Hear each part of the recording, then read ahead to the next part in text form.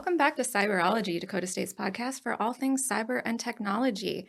I'm Jen Burris, and I have a couple of our DSU experts here with us today, Kanthi and Ashley. Kanthi, do you want to introduce yourself? Sure. My name is Kanthi Narukonda. I am an assistant professor here at the Beacom College at DSU. I teach undergrad courses, cyber law and policy, and I'm also the director of the CybHER Institute here at campus. And I manage a team of excellent undergraduate students who help us develop and deliver cybersecurity curriculum to K through 12 students. My name is Margarita, and I'm happy to be here. So I'm here actually as part of a Swedish delegation from the Swedish Defence University that's located in Stockholm in Sweden. And I also have different roles back home. I work in the private cybersecurity industry as with information and cybersecurity. I also serve in something called the Home Guard. It's part of the Swedish Armed Forces. And I actually also have a podcast at home, so this feels like a really nice setup. So yeah, that's me. Well, I'm Ashley Podhradsky. I am the Vice President of Research and Economic Development and founder of CybHER. Previously, I was the Associate Dean of the Beacom College, and then I was a faculty member for about 15 years teaching digital forensic courses. We've got a great mix of leadership and women here in the room today. So I wanted to start it off with kind of just a fun icebreaker question. What is one piece of tech that you can't live without? I think it's got to be the same for everyone. phone. It's your Yeah. phone. I was you like, is know? that a boring answer? I know. I I'll thought say about the- this too. I'll yeah. say the phone. Yeah. Like I didn't want to go down that road, but it's how I start my car. It's how I take photos. It's how I know where I need to go. It's how I send messages to my husband to tell him what he needs to do to make my life easier and track my kids. When they get out of school, I can see where they're walking to my office. So, I rarely use it for a phone, but I use it for everything else. Yeah. It's become such a, what do you call it? A ubiquitous, is that the correct word? Ubiquitous. Right? Yeah. Ubiquitous thing. You just cannot function without it anymore. It's like you're like a cyborg, you know? Cyborg. Yeah, you're like with the technology. Yes, it's a part of you Yeah. now. Because Yeah. the second you don't know where it is, you're like, oh, what are we gonna do? I gotta ding it with my watch. I need to beacon it and have it respond back. Yeah, absolutely. Yeah. Is that the same answer for you too? or- Yeah. I mean, I can't imagine I've become addicted to a lot of things that technology-wise, softwares and things like that. But the phone, it's like, if you go to work without it, you're like, oh, Yeah. I can't quick text someone across campus in another Mhm. building. Yeah. But it's also really good to just to go without it I try on weekends. If I'm with my family and I know I don't need to do anything else, I'm like, okay, I'm just gonna leave it here and I'm not gonna care. Or I almost feel proud of Yeah. myself when I like lose track of it sometimes because I'm like, Yeah. oh my God, I wasn't thinking about it. yeah, absolutely. And I deleted email off my phone.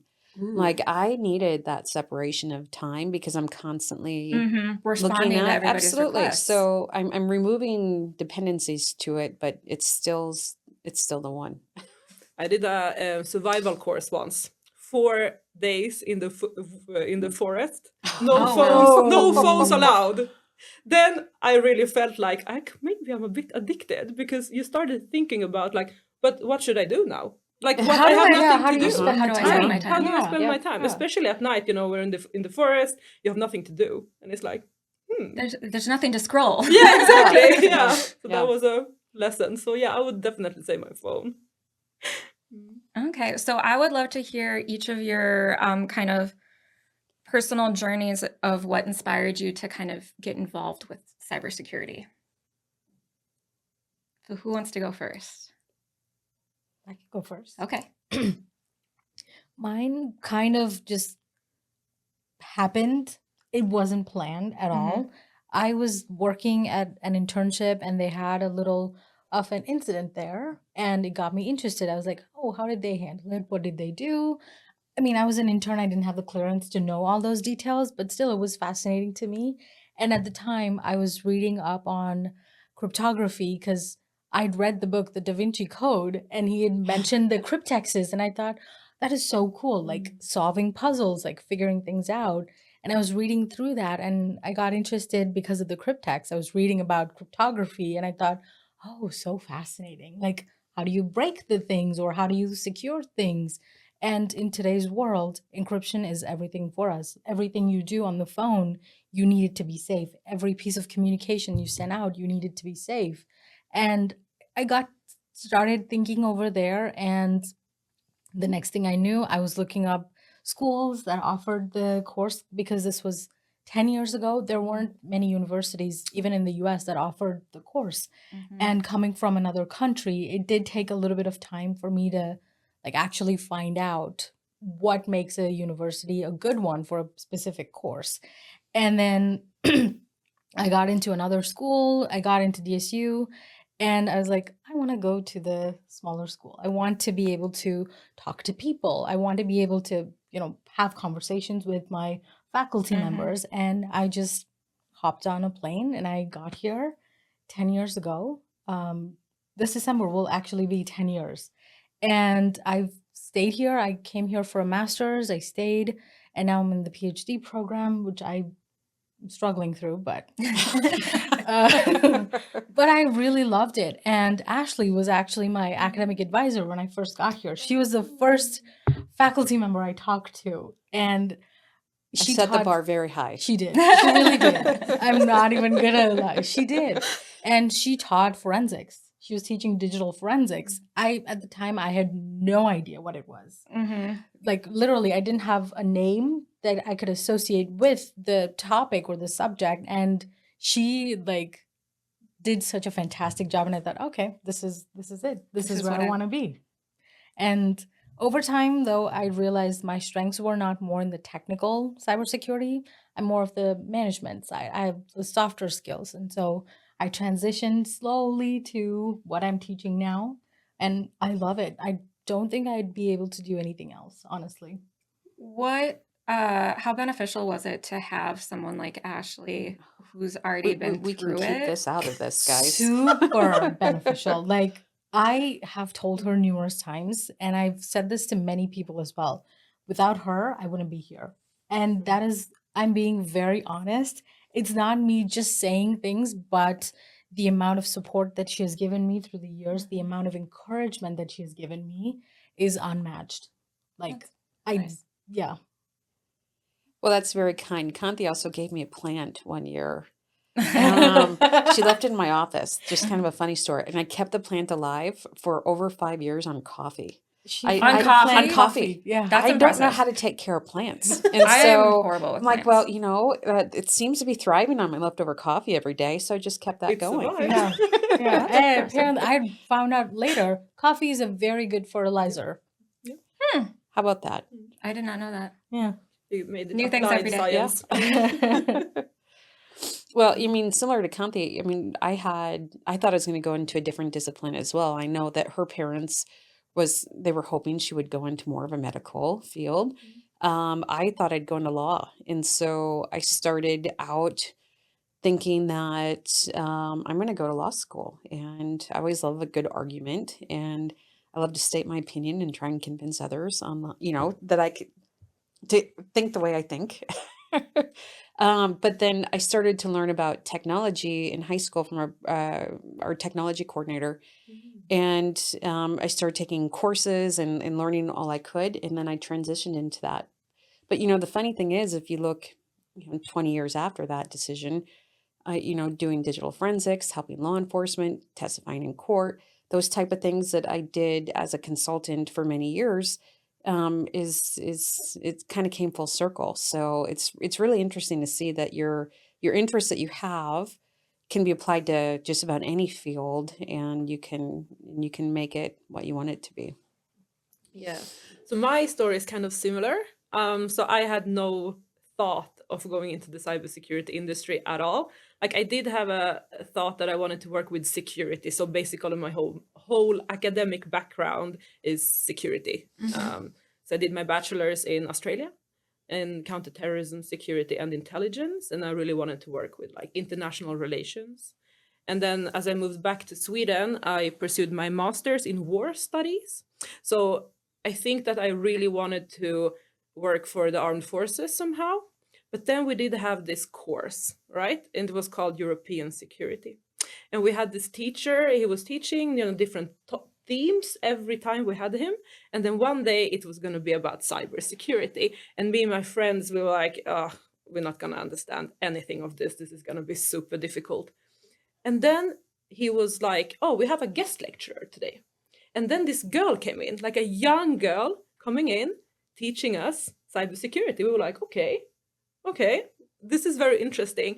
And she started to talk about, law, about ethics, about psychology. And this is what made me think that, okay, this is what I want to work with. How come that I don't know anything about this? And then we actually went up to her, and now I can tie it to you both, that we asked her, like, what can we do to be like you? Like, what can we do to be in this field? And she said, get a mentor.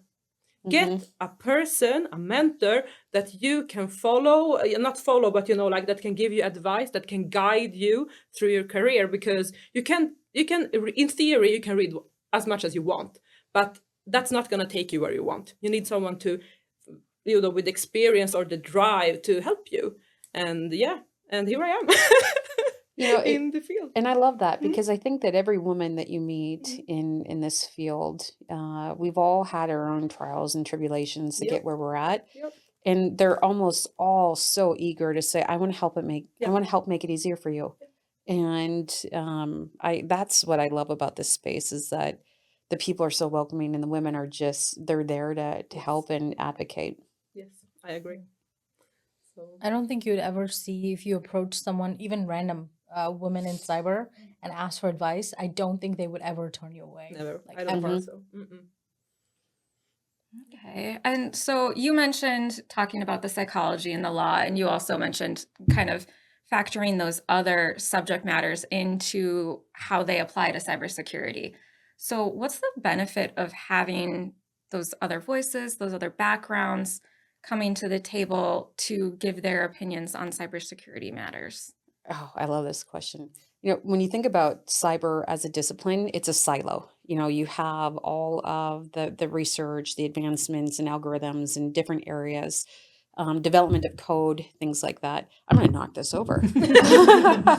I talk a lot with my hands. Same. I know, it's been hard for me to do Yeah, that. I know.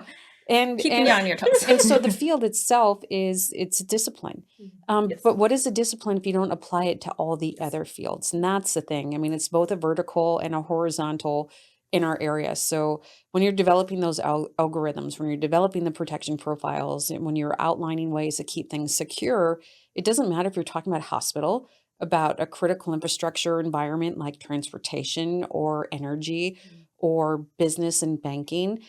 It applies equally. So I think that's the relevance of what we're doing, is that you're going to learn to advance the field, but it's the application of the field to all the other areas that really helps bring everything together. And as well in Sweden, like everything is digitalized, like everything, like everyone uses the internet basically. So I think it's also important to show that, okay, to work in cybersecurity, yes, you should have hopefully like some form of technical interest or some basics, but to be able to work with the broader field, you can choose where you want to go. And it's needed everywhere. Cybersecurity and the thinking and applying it is needed, everywhere. And you can use the different disciplines also to make your cybersecurity work better. Like, okay, psychology, how does the human mind work? How can you apply it with cybersecurity awareness training, the legal part? Okay, and also question it, like, okay, does this really work? And ethics, like how should we think about cybersecurity? I think it's super, super interesting. So that's what we also want to show, like as much as we can. Like, it's important that we understand the technology, but it's also important to understand it in a context. Yes. And I think the application in an area such as healthcare gives us incredible amounts of opportunity. So moving away from the security part more into the technology side, if you think about clinical trials for cancer and Mhm. finding that best treatment course to get to the best outcome for a patient, you can take AI and you can look at profiles for individuals that are like you that might have this, similar genetic makeup, similar cancer types, and go through scenarios in a simulated environment to get to the most optimal chemotherapy treatment Yeah. that would be most likely to help put their cancer in remission, for example.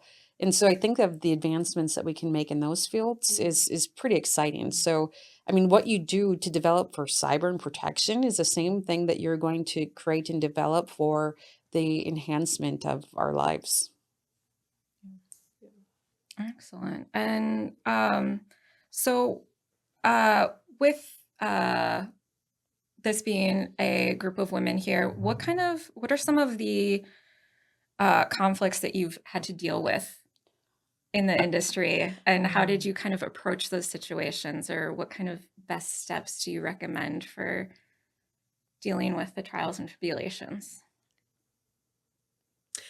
I know it's like a hard question. But I think It's one of loaded the, on It's so a many loaded question, dimensions. yes. yeah, but one of the most like interesting conflicts is maybe with yourself, that you like Yeah. doubt yourself sometimes, like, okay, I'm the only woman in this room. Like, will they actually listen to me? And would it matter if I said the same thing and it was a man that said it? Yeah. So that's one of the conflicts that I usually, temper with a lot. Yeah. It's the same for me. To provide a little bit of context, when Mhm. I entered into the STEM field, Ashley got it the other way around. I wanted to be a medical doctor. My parents Mhm. wanted me to be in computers because it's Oh, okay. high Oh, earning yeah. and less like you don't have to spend as much time in school, which I'm still doing anyway. But Joke's on you, Kanthi. I know, right? But for me, when I entered into the STEM field, it was very different. Mhm. Back there, coming from a third world country, your parents want you to be successful. They want you to, get a degree and start earning high amounts of money. And so there were a lot of girls in my class. Like half of the class Oh, was girls. Mhm. Awesome. And for me, Wow. that was a very, like when I hear about the, experiences of female students here, I try to relate, like I try to put myself in their shoes, and I wonder, if I was still only like one of the two girls in a classroom of like 50 boys, what would it look like? But I can sympathize, but I don't know the actual experience. But I will say this. After I got here, after I started working, I've slowly started to realize, oh, okay, what you just said, what if the same thing I said, would it still be received in the same way Mhm. if a man said it or if somebody else said it? Or it's just the struggle is literally within yourself. I know you have a question on Yes, it yes. later. I have but- another question, which we Okay. can move Yeah. into the conversation now, which is how do you silence your inner critic when you feel that imposter syndrome creeping in? I think that really applies to this topic specifically, is how do you just kind of fight that urge to question yourself that I think everyone struggles with across the board, regardless of what type of industry they're involved Yeah. with. Yeah. Could I go back to the last question? Yeah. Yeah, I'm going to be very honest. I started CybHER because I had a situation that was really challenging, and a situation where a person and supported by others just was making things harder than it should be. Mm-hmm. And so I thought that if I could get an environment where there's more women around the table and there's more women in the room, it's going to be harder for that person to have a voice. And so that's, it's all about taking a look at the challenges that you have and either choosing to fixate on it or choosing to flip it and make it into a positive. And so, that was a really hard ordeal, and I'll never go into detail on that. But what I can say is that we have an opportunity to either make things better or worse. And now, with CybHER, we've impacted more than 50,000 kids. We've had a 350% increase in women in the Beacom College. We have people like Kanthi who are leading teams. We just had, we have lots of kids that come and we support in the activities after school. So, even if things are hard, even if you're struggling in a way that someone's inflicting on you, just keep going and find a path forward to make their voice irrelevant. And that ties back to the question about the imposter syndrome, right? So Yeah. keep going.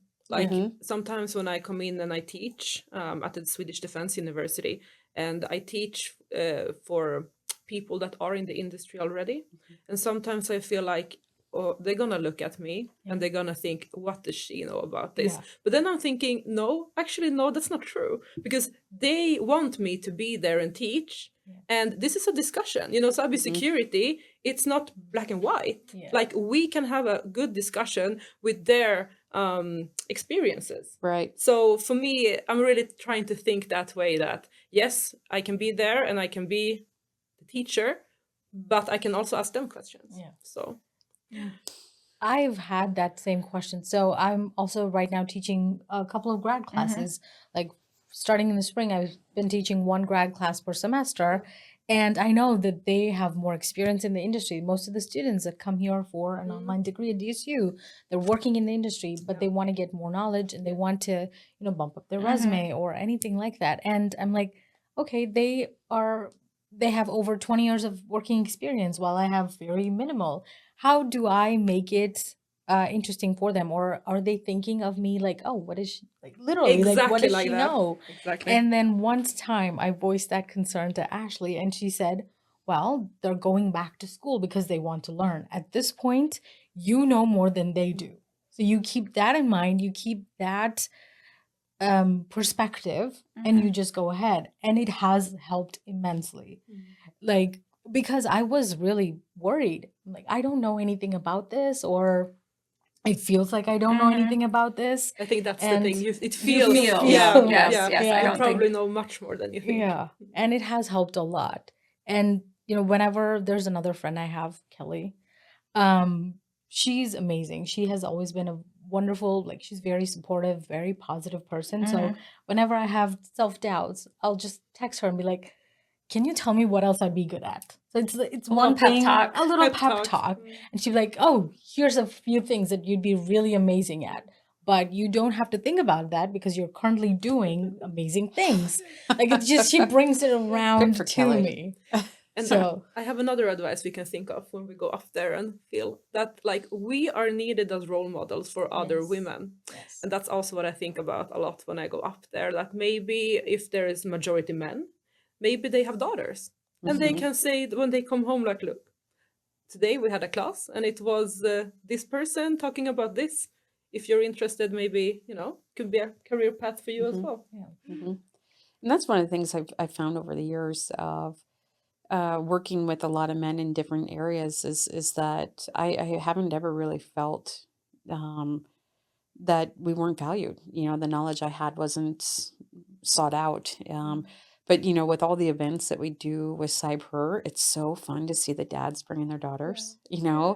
On a Saturday mornings, these dads show up with their kids because they want them to learn, and so that's what's fun. That's really neat to see that.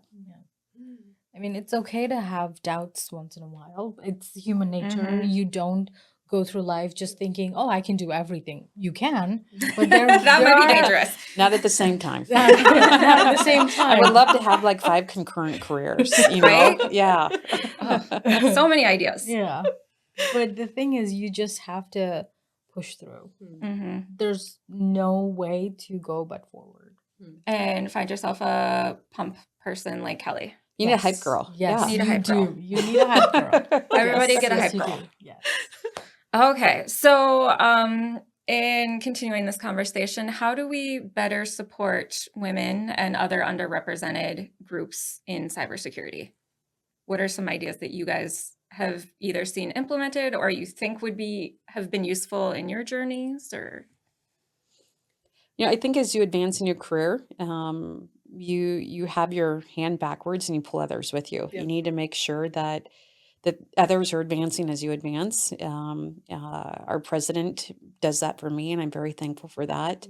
And I feel I do that very intentionally with the women that I surround myself with, but create opportunities. And one of the things is to know that when you're in an environment and there is a lot of women, a lot of men, the women might not advocate for themselves as much. And so being very intentional in your actions to make sure that you're able to say, okay, well, you haven't said anything. What's your thought here? Or here's this new professional development opportunity. Would you like to go to RSA?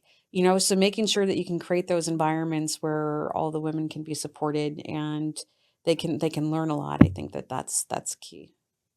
I think also, like, exactly like you said, like, be a role model, find role models, like, put them out and show that there are women in the field.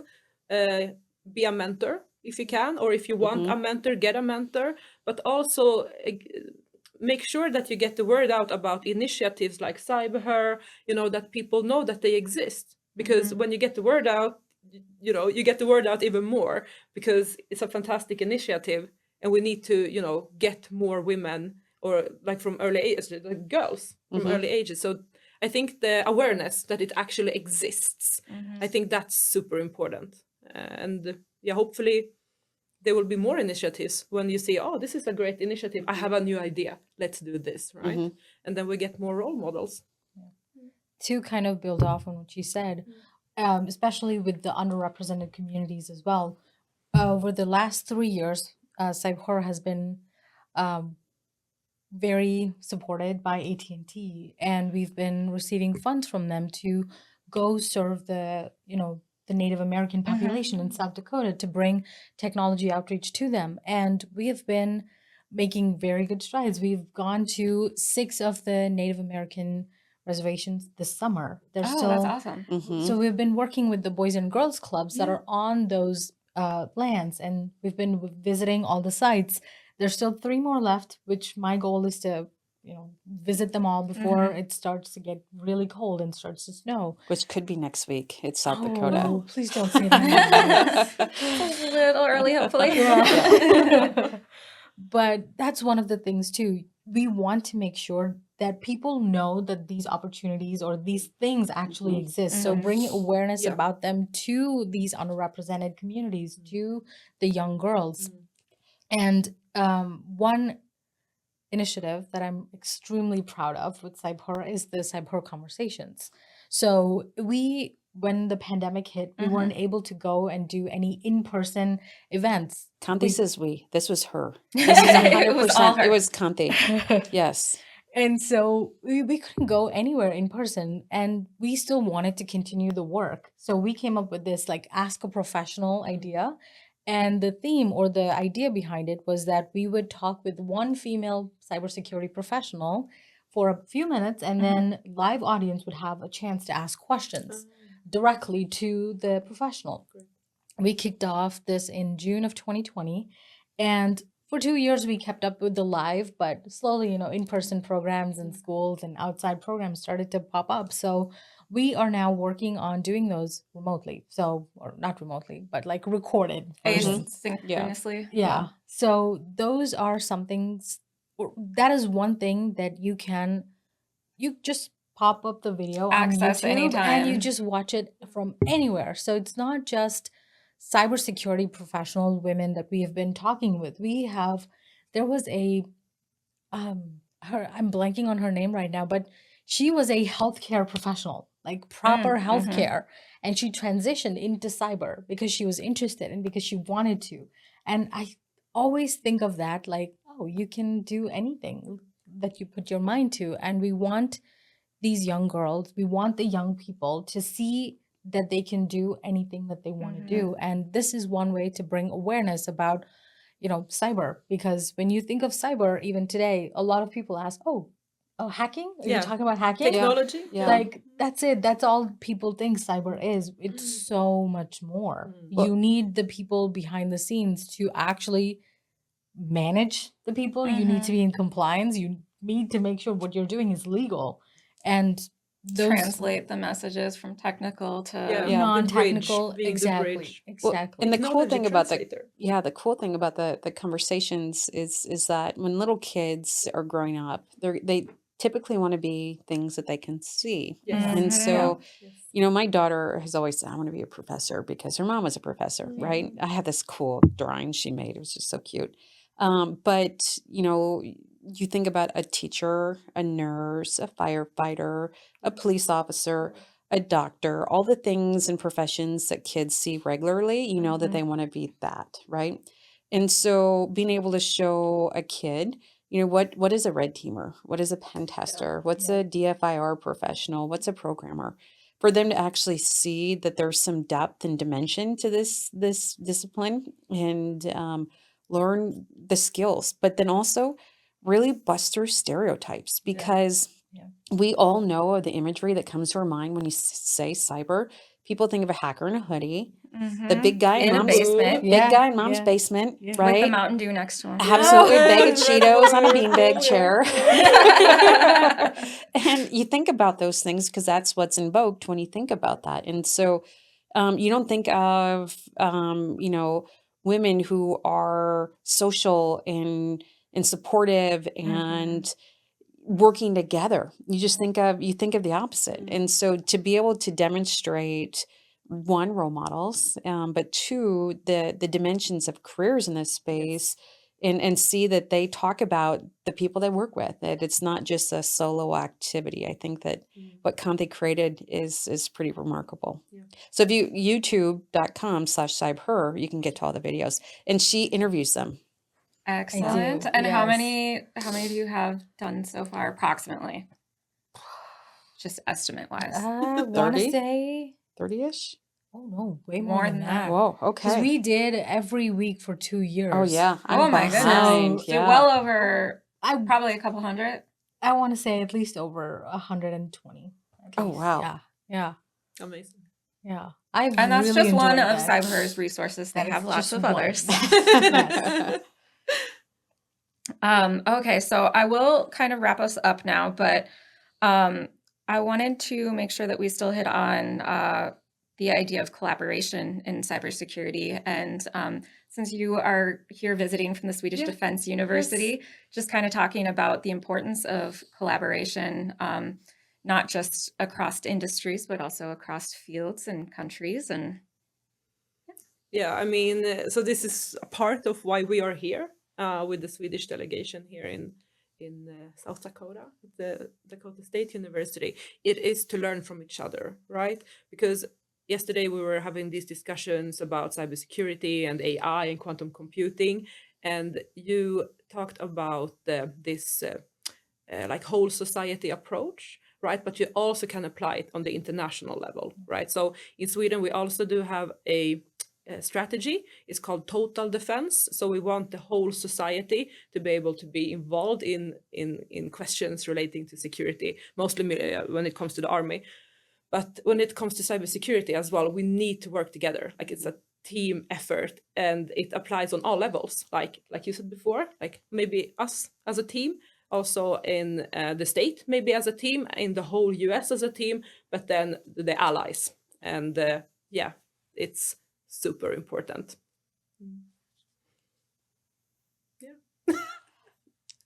I agree. Yeah. I mean, you can go so far alone, but you can go a lot further together. And when you start looking at national problems that impact our security, all the way to technology that we integrate into our everyday lives, the partnerships and the efforts behind those are not done by one group. And you think of the technology we depend on every day, you know, it's like my phone's got to be so Yeah, close. like It's it's there, close, yeah. right? My heart's not going because it's not gone. But I mean, we didn't develop all of this Yeah. in our country. You think about the video advancements that's integrated into these devices, the cameras and all of those things, the chips. And, you know, so collaboration is key to advancement, but it's also something that we have to be mindful of in supply chain for national security. So it's definitely a multi-dimensional challenge, but it's one that's worth working towards. I a couple weeks ago we were talking about cyber law, the actual Yeah. like cyber law portion in my undergrad class, and we were looking at multiple laws. We were especially focused on the GDPR Yeah. Mhm. because we were talking about data privacy, Yeah. and we were going through case studies and all of these. And I know we're talking about collaboration, but it's also at the same time important to know who you're collaborating with and what kind of limitations, what kind of constraint, not limitation, what kind of constraints your allies have as well, because you want to make sure you're all aligned well, or at least well enough to be able to, still be friends. But serve your own collective purposes. yes, Yeah. yes. And how important is that for college students as well to factor in?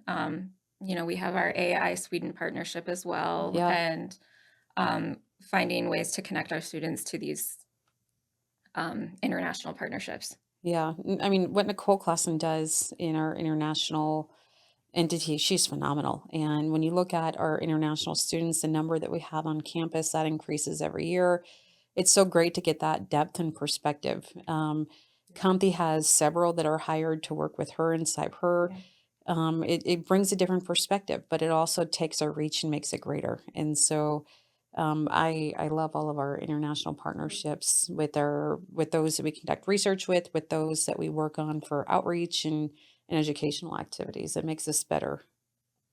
I mean, I was also like an international student back in Australia, and I learned so much. It gave me so much understanding of the threat landscape, Southeast Asia. Like we in Sweden, we talk more about European security, but it made me, I think a better professional now today, because I do understand the security and the context that Australia faces, the threats that they are facing. And then I can compare how do we work and how do they work. And it gives so much.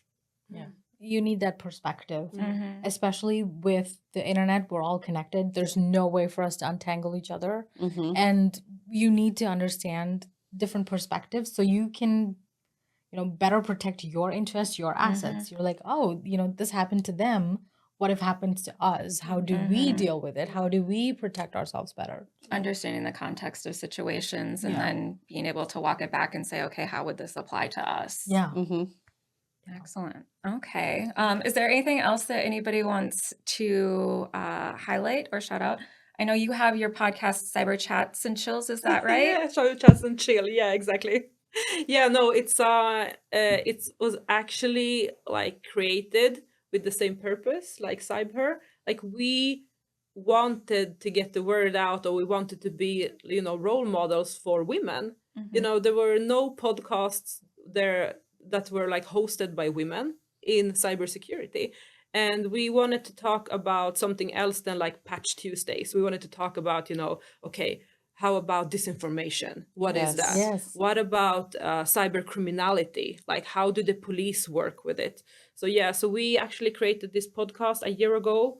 We got an award the other day. Congratulations. National award, thank you. And the reason, like the main reason why we have the podcast is to get the awareness out about cybersecurity and what it is and what it can be if you want to be in the field. Like you can work with law, GDPR, compliance. You can work with risk management. You can work with management, leadership. You can work with governance. So yeah, it's amazing. And I really hope that we will get more people into the field, because we need people. Yes. But high time. Yeah, and that's the thing that I always say about CybHER. It's not just women for the sake of women, although I see nothing wrong with that. A lot of people do, As so I have Ruth to say that. Bader But Ginsburg said, when they're 13, right? yes, absolutely, absolutely. And women belong in all places where decisions are made. Exactly. I love her Yes. quote there. Yes. But it's not women just because of women. Yeah. It's women because we need people in cyber. Yeah. And we're leaving out half of the population if we're not focusing on increasing our capacity and our bench in this space. But we have such an important perspective, and we have different motivations that help us be where we want to be. I think the best OSINT threat hunters I know are women. Yeah. I mean, I will not apologize for that statement.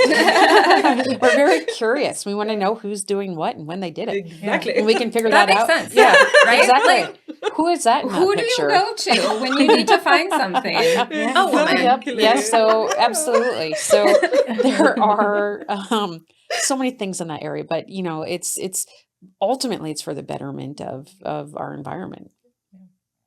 Excellent. Well, thank you so much for coming all the way from Sweden to be our guest, because I think you've We should have a board and a map where you Right? just put it right there. Certainly. Here's Sweden. Yeah, Yes. it's not Switzerland, it's Sweden. So Yeah. it's in the Sweden. Nordics, Yes, yes. exactly. So it's many people are like, Switzerland? No, Sweden. Yeah, it's high up north.